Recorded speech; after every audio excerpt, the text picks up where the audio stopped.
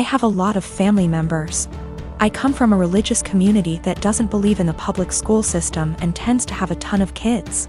I have an older sister, Julia, a stepbrother, Ron, a stepsister, Molly, a half-brother, Joe, and a half-sister, Lucy. Growing up, all of us were homeschooled. This involved a lot of neglect, lack of textbooks or seasonally appropriate clothes / shoes, unheated house, and sometimes physical abuse. I lived mostly with my mom, but spent weekends with my step-family. Both houses were dysfunctional. My stepmom used to have a severe problem with alcoholism, although she's been better in the last few years. Ron is my best friend and I would be lost without him. We've supported each other through years of hard times. And we discuss a lot how our lives could have been different if we'd been sent to school or generally had a more healthy home life. Obviously, we don't want the same thing for our younger siblings. And don't want to see them struggling in minimum wage jobs while trying to study for a GED the way we're doing. When I went to visit him recently, I found that my stepmom had gone out of the country for an entire week and left the youngest two at the house. Ron and Molly both work. Molly hasn't been doing any homeschooling for about 2 years, and are out of the house for most of the day and night. I tried to help Lucy with her math homework, but she was extremely behind grade level and kept getting distracted because she had to make lunch or do chores. Joe spends all day in his room playing video games and gets no guidance from anyone. I tried to as gently as possible get him to do some reading, but he doesn't understand how serious the situation is, and obviously is having too much fun to care. So I called CPS and reported educational neglect. And obviously everyone knew it was me. And Ron told me that stepmom said I wasn't welcome at the house anymore and to never contact any of them again. Molly is extremely mad at me. She blocked me on Facebook and doesn't have a cell phone where I can reach her. Julia, who somehow heard about all this despite living across the country, also blocked me on Facebook and reported my Facebook as impersonating a celebrity. Facebook deleted it, generally making everything harder. This stings even more because I'm already estranged from my bio mom over my religious beliefs. I now have no family members left, besides Ron, thank bejeebus, who want anything to do with me. I feel like I make enemies everywhere I go. Ron has been saying for years that he can't call CPS, and I guess this is why, but at least he doesn't blame me. He suggested that I try to talk to stepmom once some time has passed, but I would have no idea where to begin. Ex and I had way too young. We're friendly co-parents. One big rule we share is if our daughter breaks something, she pays for it. Now, sis and I are the only grandkids. Aunt never married. Instead, she worked with GMA and GPA at their Seams Tri-store, and took it over when they retired. Sis's girlfriend proposed last year. GPA offered to make FSIL a custom suit, which she was over the moon about. GMA had me ask Sis what her dream dress was and record the convo. Sis, thinking it was just between us, told me in great detail what her dream dress was, though said it was way too expensive. So she would get something much cheaper. Well, a few months later GMA surprised Sis with her dream wedding dress. It FOT perfectly and everyone cried. Sadly, GMA recently passed away, which hit us all hard. Sis was devastated, but decided that the dress meant GMA would still be there with us at the wedding. The issue comes in with C. She's very large, much larger than Sis. 3 days ago, we decided to go visit Sis and see how she was doing. It was great, but then C asked if she could try on the dress. Sis politely said no. C made a face, but dropped it. Later, we decided to go grab dinner. Sis and I went to pick up our orders, but C decided to stay and play with Sis's dog. We got back, and the dress was destroyed. C had apparently tried to get it on, popping some seams, and got stuck. Instead of waiting for help, she cut her way out. The dress was hacked to bits. Sis was devastated and asked us to leave. I grounded C and called Aunt with some pictures, asking if it could be saved. She said there was no. She said she'd make a new one, but it wasn't the same. Then she dropped the bomb on me. GMA had hand-sewed most of the dress, used super expensive fabric, and put almost 500 hours in making that dress, since it was the only family wedding we'd have. In total, the dress cost $12,000, give or take. C has about 15,000 saved from various jobs, as well as winning writing competitions. This was supposed to help her in college. I took her to the bank and set in motion transferring all the funds, since as her parent I still have control over it. $12,000 to aunt to pay for the new dress. $3,000 to my sister's wedding, as an emotional distress tax. I explained exactly why this was happening to C, but she sobbed the entire time, asking what was she supposed to do for college and saying it wasn't her fault. I told her she could get a job if she didn't get a scholarship. And it was her fault for trying on the dress after she'd been told no, and for not waiting until we got back. A few popped seams could have been fixed. Hacking the dress to pieces couldn't. C told my ex, and while she agreed C was in the wrong after the full story, said I shouldn't have ruined her future for a free dress. I reminded her of our rule, and she still thinks I'm wrong. $3,000, that was to make up to my sister that C destroyed the last gift our dead grandma ever gave her. I consider that part of the price of destroying the dress, since even if Aunt remakes it, it's lost a great deal of its sentiment value. I pointed out how young we has her because I wanted to explain how a 31-year-old has a 16-year-old kid. I do not resent having her, she's the best thing I've ever done. I also brought up C's size because Sis has Crohn's disease and thus is very tiny. The dress was made her for size, and C is much larger than Sis. I love C as she is, but just holding the dress up, it was clear it wouldn't fit. The money was C's have fun at college money, not her college fund. My ex and I are paying for whatever scholarships don't. When she was asking what she would do for college, she was asking what did she do for fun and to buy things we didn't pay for. I got off the phone with my ex. I sent her the pictures, and she freaked. She apparently didn't believe me when I said it had been hacked apart, and believed it was just a few torn seams. She was pretty much on my side after. She told me that she spent the day badgering our daughter, asking her why she did what she did. And finally she cracked and said she was mad that grandma wasn't alive to make her a dress, and that it was unfair.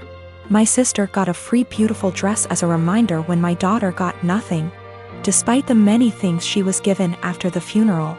She tried it on, took it off when the seams popped, and then in anger hacked it apart. If she couldn't have a dress from grandma, no one could. Her own words. Honestly, knowing she did it on purpose has just made things worse. The fact that she could be so.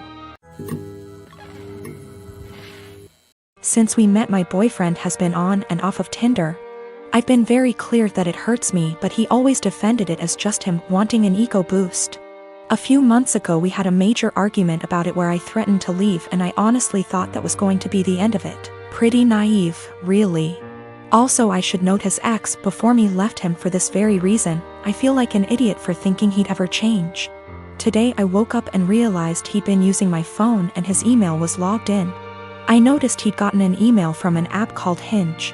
Just to give you an idea of the kind of app this is, the description read: the app that was designed to be deleted. Great. My stomach instantly dropped. I logged into it with his phone number, and he's put up profile pictures of him that I've taken when we've been on days out together. In his description he's got things like, "We'll get along if you like Chinese and have a dog. If you're silly and comfortable and overshare." He's also put in as a strict preference that he wants to be matched with Hindus / Muslims only. I'm white British. I knew something was going on yesterday but wasn't sure what. He was acting differently and it was making me so anxious. He had the nerve to tell me that I must just be hormonal? I think the worst part about it is his reaction to all of this. He heard me crying, acted concerned, and then saw me with his phone. At which point he just took it from me and went back to bed. That was about an hour ago, and the only interaction I've had with him since was him asking me to open the bathroom door. Not to see if I was okay, but because he needed to pee. I'm obviously hurt by the fact that he's on this thing, but I think I'm more shocked by his total lack of guilt or response to me being upset. I'm so angry and there's nothing I can do with it. I'm so embarrassed about the situation I don't want to tell my family / friends how he's treated me. And I can't even talk to him about it because he's refusing to address anything's wrong. He's still in bed. I don't know what to do. He's brought my self-esteem down so much that I feel like I can't be without him, but I know I can't stay in this situation. Should I even bother trying to talk to him, or should I just leave?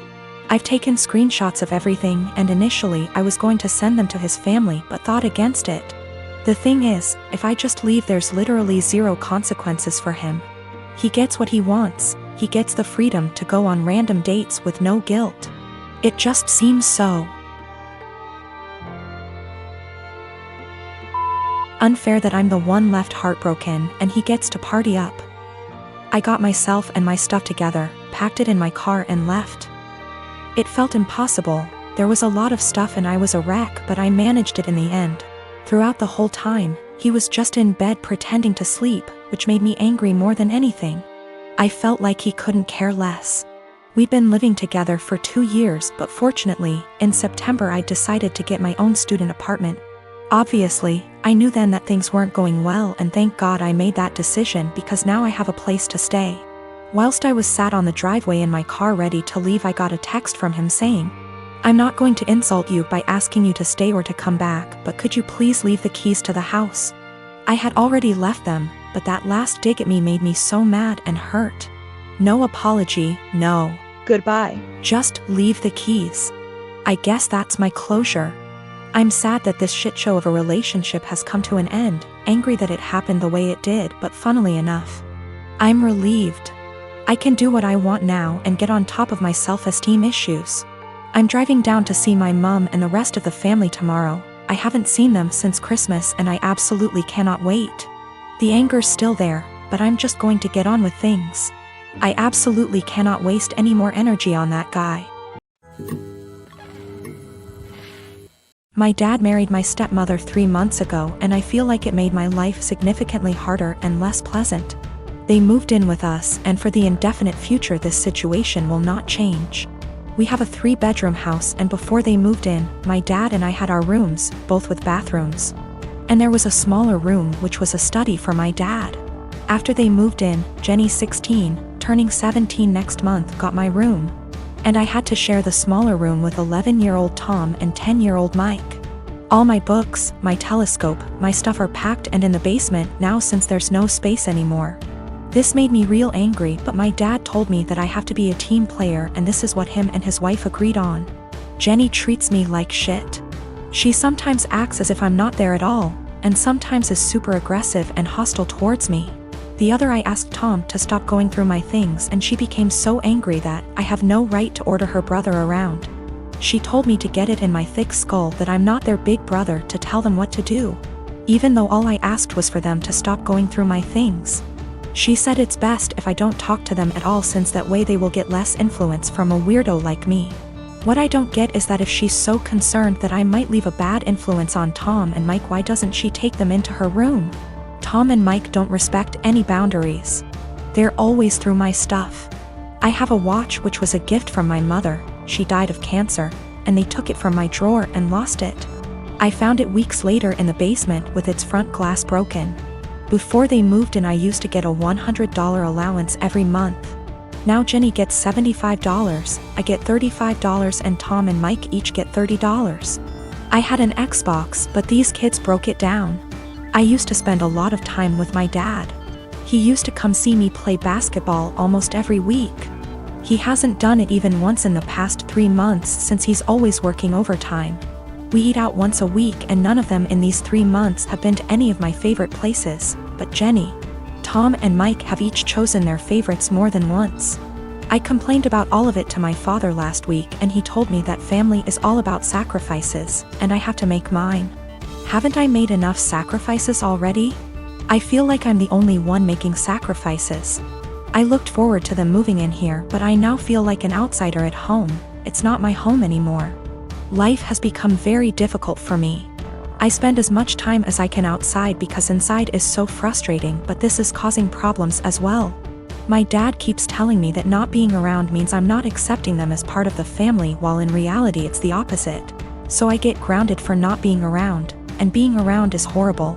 I don't want to live here anymore, but I'm only 15 and can't move out. I have nobody else who can take me in. I can't stay here for 3 more years. I'll go crazy. I often fantasize about running away at night, but I know that's also as horrible, if not even more.